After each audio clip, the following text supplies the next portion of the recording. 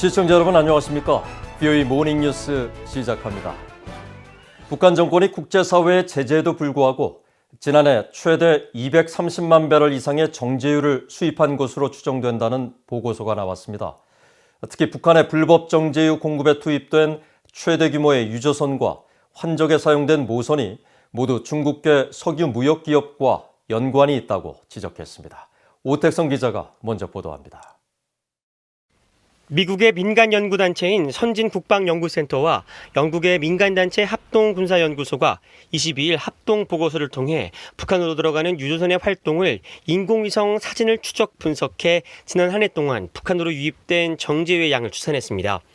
보고서는 지난해 북한으로 정제유를 운반한 선박들의 활동 가운데 고 해상도 위성사진으로 선명하게 식별 가능한 건수만 50건에 달한다고 밝혔습니다.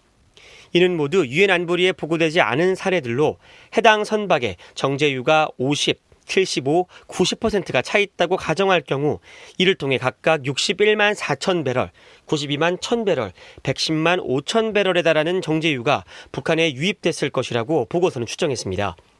아울러 지난해 유엔 안보리에 보고된 공급량과 중저해상도 위성사진을 통해 확인된 정제유 운송량까지 합산하면 지난해 북한의 정제유 수입량은 최대 233만 2천 배럴로 유엔 안보리가 제안한 연간 수입 한도량인 50만 배럴의 4배가 넘는다고 지적했습니다.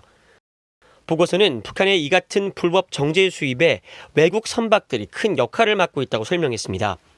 고해상도 위성사진에 포함된 50건의 사례 중 단 9건만이 외국 선박에 의한 정제유 운송이었지만 이를 통해 전체 정제유 수입량의 3분의 1가량이 채워졌기 때문입니다. 보고서는 외국 선박이 운반할 수 있는 정제유의 평균량이 북한 선박의 2배가 넘는다며 적은 횟수의 운항으로 더 많은 정제유를 실어 나를 수 있는 만큼 외국 선박이 북한의 제재 회피에 중요하게 활용되고 있다고 지적했습니다.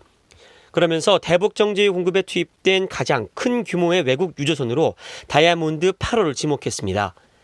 다이아몬드 8호가 대북 정제유 수출 활동에 연루된 혐의로 지난 2020년 3월 안보리 전문가 패널이 제재 대상으로 지정할 것을 권고했는데도 지난해 2월과 5월, 6월 잇따라 북한 남포항에 정제유를 운반한 것이 위성 사진을 통해 확인됐다고 밝혔습니다.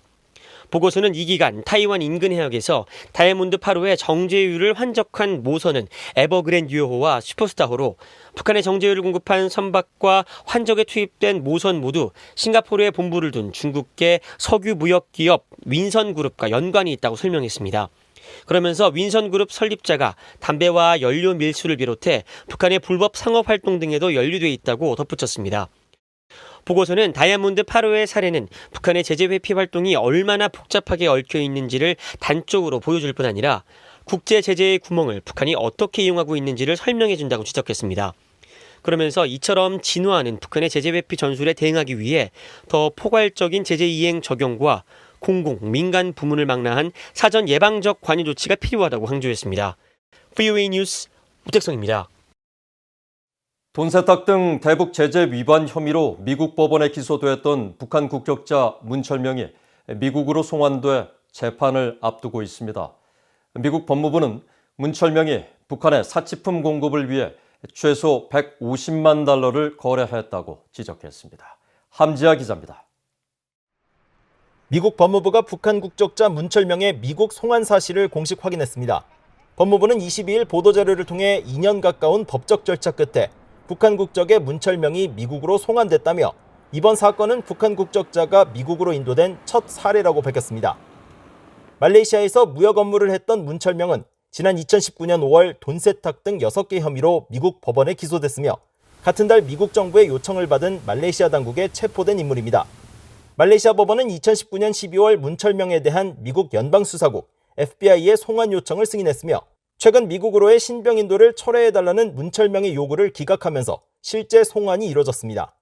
미국 법무부는 문철명이 북한의 사치품을 제공하기 위해 미국의 금융 시스템을 이용한 돈 세탁 범죄를 저질렀다고 지적했습니다. 특히 지난 2013년 4월부터 2018년 11월 사이 여러 위장 회사들과 가짜 이름으로 등록된 은행 계좌 등을 이용하는 방식으로 자금을 이체했으며 이 과정에서 미국 금융망과 연계된 은행들을 통해 150만 달러가 넘는 미국 달러가 거래됐다는 설명입니다.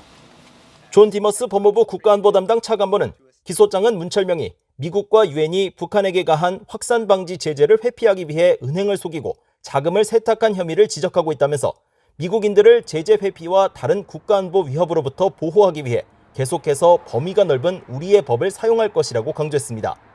북한 국적자가 미국으로 처음 송환되자 북한은 반발 조치로 지난 19일 말레이시아와 단교를 선언하고 미국을 비난했습니다.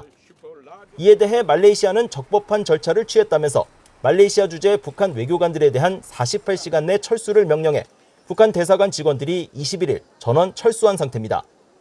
이와 관련해 잘리나 포터 국무부 수석 부대변인은 전화브리핑에서 문철명의 송환이 미북 관계에 미칠 영향에 대한 질문을 받고 북한 비핵화 의지를 거듭 확인했습니다. So I'll just reiterate that the United States remains committed to denuclearizing North Korea. 미국 법무부는 문철명이 22일 워싱턴 DC 법원에 첫 출석을 했다고 밝혔습니다. 외국에서 벌어진 북한인의 돈 세탁과 제재 위반 행위에 대한 미국의 본격적인 재판이 시작되면서 어떤 결과가 나올지 주목됩니다. BOE 뉴스 함자입니다. 한국이 협소한 시각을 벗어나 국제 위상에 맞는 역할을 수행해야 한다고 워싱턴의 민간 연구단체가 새 보고서에서 밝혔습니다. 전현직 미국 관리들과 전문가들이 참여한 이 보고서는 미국과 한국이 공동인식을 갖고 아시아 복원력을 위해 전략을 재편할 필요가 있다고 바이든 행정부에 제언했습니다. 김동현 기자입니다. 워싱턴의 민간단체인 전략국제문제연구소 CSIS는 22일 미한 동맹관계에 대한 제언이라는 제목의 보고서에서 현재의 미한 동맹관계가 동북아의 평화와 안정, 국제 공공재 원천이라는 관점에서 완벽한 잠재성을 끌어올리지 못하고 있다고 평가했습니다. 특히 대중관계에서 한국이 중국의 보복을 우려해 전략적 모호성을 취하고 있다며 이런 외교 전략은 동맹인 미국을 불안하게 만들 뿐 아니라 장기적 관점에서 오히려 중국에 대한 취약성을 확대할 수 있다고 지적했습니다. 이어 한국의 전략은 미국의 중국 편을 들고 있다는 오해를 낳고 있다며 최근 다른 동맹 현안 대처에 있어서도 불신을 증폭시키는 결과를 낳았다고 우려했습니다. 아울러 미국과 한국이 공동의 인식을 공유하지 않을 때 중국에 대한 한국의 지렛대 효과도 사라진다며 중국은 한국을 미국의 전체 동맹 관계에서 약한 고리로 인식하고 있다고 분석했습니다. 그러면서 중국과 연계된 문제들에 대처하기 위해서는 미한 동맹 관계를 중국에 대처하는 개념에서 탈피해 아시아 복원력을 위한 원칙에 입각해 전략을 재편할 필요가 있다고 제언했습니다. 이날 보고서 공개에 맞춰 열린 화상대담에서 존 햄리 CSIS 소장은 한국이 국경을 맞댄 이웃나라의 문제에만 초점을 둔 협소한 시각에서 진화해야 한다고 지적했습니다. Korea has to transform itself so it's just not preoccupied with its own neighborhood, its own geographical boundaries, and its immediate neighborhood in Northeast Asia. I mean, Korea is the 10th largest economy in the world now, but it shouldn't be acting like it's just a small, vulnerable regional actor. And the vulnerability to intimidation comes from being too small in Korea's imagination. 보고서는 또 남북 관계에 대한 정책 원칙은 북한의 비핵화가 단기적으로 해결하기 어렵다는 현실을 받아들이면서도 완전하고 검증 가능하며 돌이킬 수 없는 비핵화, 즉 CVID가 장기적 목표로 남아있어야 한다는 점을 강조했습니다. 또 이를 위해서는 미, 한일, 대북 조정그룹의 제어 활성화 등 한일 간 긴밀한 조정이 필수적이라며 단기적 관점에서는 북한의 핵 위협 증진을 막는 데 초점을 둘 것을 권고했습니다. 아울러 유엔의 대북 제재 기조는 계속 유지하면서 북한의 인권 유린 실태에 시야를 잃지 말아야 한다며 인권을 비핵화 협상과도 긴밀히 연계해야 한다고 제언했습니다. 한편 이날 화상회의에 참석한 빈센트 브룩스 전 주한미군 사령관은 최근 한국 사회의 일각의 자체 핵무장 논의에 대해 거론하면서 한국의 핵 보유는 도움이 되지 않을 것으로 판단한다고 밝혔습니다. It tends to be tied to a sense of full control over individual destiny, as opposed to what extended deterrence addresses, and that is about shared destiny and shared responsibility for responses to threats. My opinion is that the provision of nuclear weapons in South Korea would not be helpful 브룩스 전 사령관은 그러면서 한국의 자체 핵무장은 결국 북핵 문제를 더욱더 어렵게 만들 것이라면서 일본뿐 아니라 중국의 반발을 야기하는 지정학적 변화를 야기할 수 있다고 지적했습니다. VOA 뉴스 김동현입니다. 한국 정부가 유엔 인권이사회에서 채택할 예정인 북한 인권 결의안 공동제안국에 3년 연속 이름을 올리지 않기로 했다고 밝혔습니다.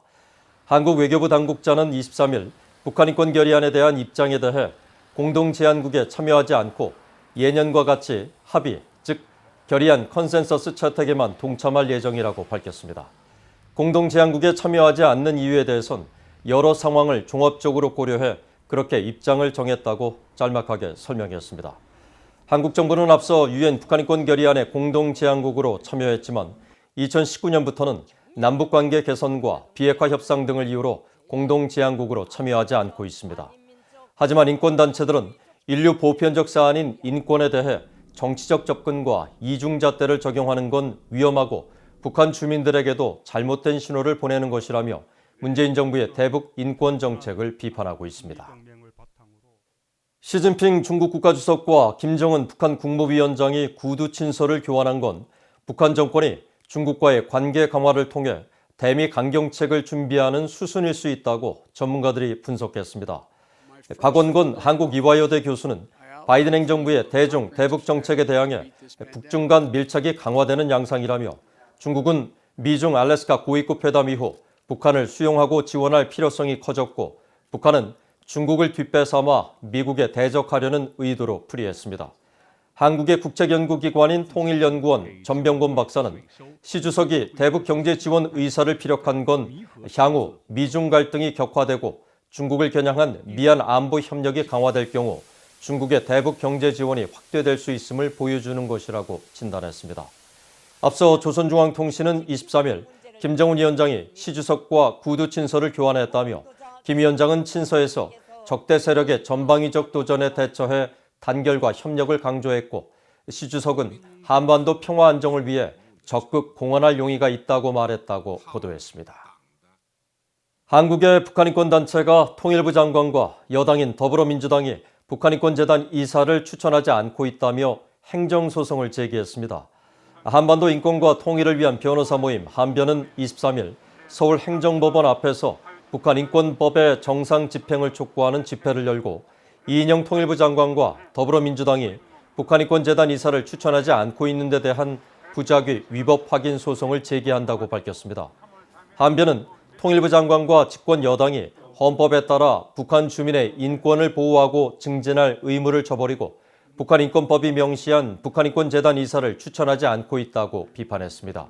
그러면서 지난 15일 이인영 장관과 더불어민주당에 북한인권재단 이사를 추천하라는 내용 증명을 보냈는데 답이 없어 소송을 제기하게 됐다고 설명했습니다.